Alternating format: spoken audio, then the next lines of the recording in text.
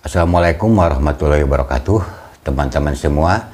Sebelum saya lanjut videonya, saya ucapkan dulu banyak terima kasih kepada teman-teman yang udah dukung channel ini dengan cara like dan subscribe. Dan juga kepada teman-teman yang baru menemukan channel ini, saya ucapkan selamat datang, selamat bergabung. Semoga teman-teman semua betah untuk menyaksikan video-video di channel ini, begitu teman-teman. Baiklah, langsung saja kita ke videonya. Bagaimana keseruan cerita di dalam video ini.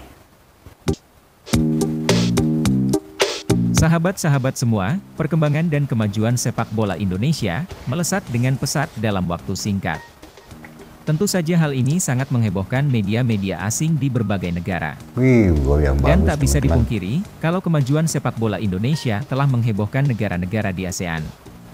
Selain daripada itu, sepak bola Indonesia sekarang ini bikin sebagian negara berandai-andai. Contohnya saja negara yang paling dekat dengan kita, mereka berandai-andai, seandainya kita seperti Indonesia, maka sepak bola kita akan maju, dan harus menurunkan pemain muda keturunan, itu ujarnya. Itu memang benar, karena Malaysia kekurangan pemain naturalisasi, dan tidak adanya kesempatan pemain muda keturunan untuk bermain. Dan itu memang benar adanya, pemain muda keturunan Malaysia sangat sedikit sekali dapat kesempatan bermain di Liga Eropa, berbeda dengan Indonesia. Di Indonesia banyak sekali pemain keturunan yang bermain di Liga Eropa, dari yang muda maupun tua. Dan pemain muda keturunan di Indonesia, dikasih banyak kesempatan untuk bermain, berbeda sekali dengan di Malaysia. Inilah beberapa cuplikan video tentang hal tersebut. Presiden FAM, Dato' Hamidin Mohd Amin, mengingatkan Malaysia pernah mendapat pujian FIFA beberapa bulan lalu. Pandangan ini dinyatakan susulan seruan beberapa pihak yang mahu melihat perubahan berlaku dalam badan induk bola sepak negara itu. Macam sekarang kita tengok Indonesia dalam keadaan baik. Mereka berada pada masa tepat untuk naik ke puncak. Tapi 3 bulan lepas, kalau kita semua faham, FIFA memuji Malaysia 5 pasukan terbaik dunia yang naik 40 ranking dalam tempoh 2 tahun.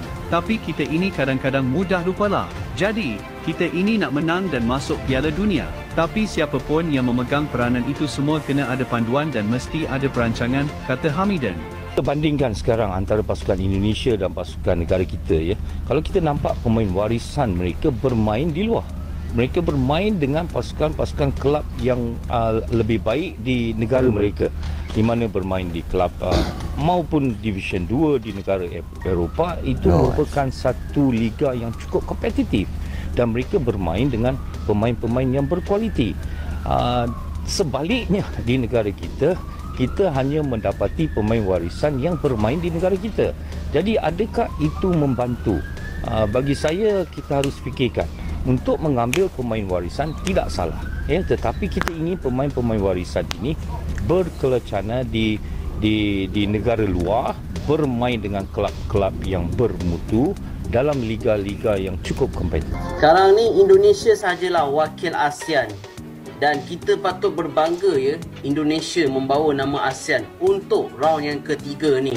Sebab round yang ketiga sekarang ni hanya Indonesia seorang saja ASEAN. Thailand tak ada, Malaysia tak ada, Vietnam memang tak ada lah, kan? 3 negara yang korang harapkan sudah tak ada. Jadi hanya Indonesia saja. Dan kita sebagai ASEAN sekarang ni, tak kisah Thailand ke Singapura ke Brunei ke siapa-siapa saja, kita mendoakan Indonesia boleh buat yang terbaik untuk round 3. Dan tahniah untuk Indonesia layak ke Piala Asia 2027 tu. Dan Indonesia is the king of ASEAN sekarang ni. Apa yang aku boleh katakan, Indonesia king of ASEAN. Yes, king of ASEAN. Tapi kalau diorang menang Piala AFF, diorang the real king ASEAN. Buat tabik sama mereka. Tapi apapun, Indonesia buat yang terbaik. Buat respect sama lu. And memang terbaik Indonesia. Kalau bola sepak Malaysia nak maju macam negara-negara jiran, kita sepatutnya memfokuskan dekat pemain-pemain muda. Kita ambil contoh apa yang Indonesia buat. Tengok budak-budak muda Indonesia berjaya dapat semifinal dekat Piala Asia Under 23. Diorang juga main dekat senior team. So, Hari ni aku nak cerita pasal 3 pemain muda yang berbakat dekat Malaysian Football League. Yang pertama, kita ada Hakimi Azim Rosli, seorang striker yang sekarang ni bermain dekat Kuala Lumpur. Kalau korang ingat Piala Asia Under-23 hari tu, dia skor satu-satunya gol untuk Harimau Muda. Apa yang aku suka pasal Hakimi ni, dia punya body, dia punya fizikal memang solid gila, memang sesuai jadi striker. Cuma dia masih belum mendapat peluang. Dekat Harimau Muda pun kadang-kadang dia duduk dekat bench juga. So player macam dia patut diberikan peluang lah. Yang kedua, kita ada Ubaidullah Syamsul. Aku rasa ramai dah yang kenal dengan player ni, sebab player ni memang talented gila. Dia main pertahanan tengah untuk Terengganu sekarang ni. Dekat Terengganu 2 sebelum ni, dia dah jadi juara Piala MFL. Dan untuk tim Terengganu, dia dah pun pergi ke final, tapi jadi naik juara je lah. Naik juara Piala Malaysia. Dia juga dah dianugerahkan pemain terbaik Piala MFL tahun 2023. Pemain seterusnya adalah keeper yang bernama Syekh Ezan. Sengaja aku cari posisi yang berbeza untuk 3 player ni.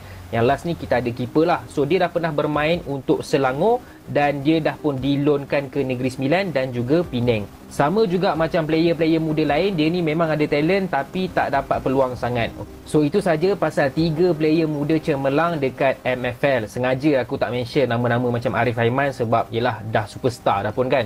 Okay, by the way guys, Garuda Muda gaco. Sejarah dicipta di mana buat pertama kalinya Indonesia lolos ke semifinal Asian Cup setelah menewaskan Korea Selatan. Antara semua jiran kita, Indonesia yang menunjukkan peningkatan bola sepak paling maju dewasa ini. 9 tahun yang lepas, Indonesia kecundang di tangan Korea Selatan dalam pertandingan yang sama. Tapi pagi tadi, Garuda Muda telah mengayamkan pasukan favourite. Memang kelas yang berbeza. Sepatutnya game tadi boleh tamat dalam 90 minit kerana Indonesia banyak peluang untuk skor. Lebih-lebih lagi mereka yang pegang game. Memang suka untuk Korea Selatan pecahkan bentuk Indonesia yang compact. Gol mereka pun datang dari deflection dan counter attack. Gol pertama Rafael strike padu gila bye. Tanpa banyak ruang, dia boleh menjana tenaga dan membuat rembatan kuat ke top bin. What a goal weh. Boleh menang Puskas ni. Kematangan dan chemistry yang ditunjukkan oleh budak-budak Shin Taeyong ni memang terbaik. Abang suka tengok cara mereka gerakkan bola dengan confident dan tepat macam tiki taka Barcelona. Kalau prestasi ini diteruskan, tak heran kalau mereka yang menang Asia Cup ini. Pada masa yang sama, boleh juga layak ke Olimpik. Kita sebagai fans Harimau Malaya memang dengki, tapi pada masa yang sama kita tumpang gembira. Teruskan terbang tinggi sang Garuda Muda.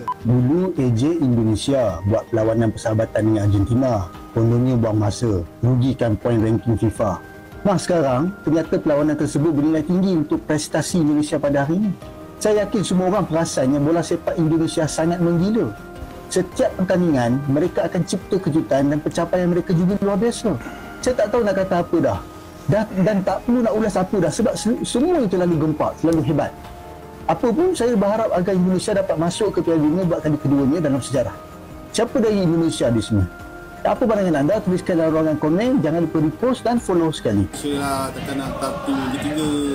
Ini piala. Kalau kat Eropah orang tak pandang kita ni kena pandang ni kita dulu. Kita ni negara ASEAN, bukan ni kita ni orang Eropah.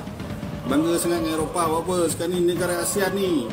Kita kena jadi king ke ASEAN ni dulu. Okay guys, Piala AFF telah kembali akan berlangsung pada bulan 23 bulan November hingga 21 bulan Disember ni. Okey, piala yang menjadi keagungan negara-negara di ASEAN. Okey, aku ingat lagi masa piala AFF yang pertama dulu, masa Malaysia lawan dengan Thailand. Itulah beberapa cuplikan video yang dapat admin share ke kalian. Kalau kita selalu iri dengan orang lain, maka kita akan lelah dan stres selamanya. Mestinya apapun yang kita raih, baik atau buruk, kita mesti terima dengan lapang dada. Jangan iri dengan pencapaian orang lain biar kita tenang. Bagaimana menurut kalian tentang video ini? Silakan sampaikan lewat kolom komentar. Terima kasih. Nah, itulah tadi teman-teman beberapa cuplikan video tentang pendapat dan keinginan orang-orang Malaysia terhadap persepak bolaan begitu teman-teman. Mudah-mudahan video ini dapat menambah wawasan bagi kita semua tentang persepak bolaan antara Indonesia dan Malaysia, begitu teman-teman. Dari saya dicukupkan sampai di sini dulu. Semoga kita berjumpa lagi di video yang akan datang. Wassalamualaikum warahmatullahi wabarakatuh.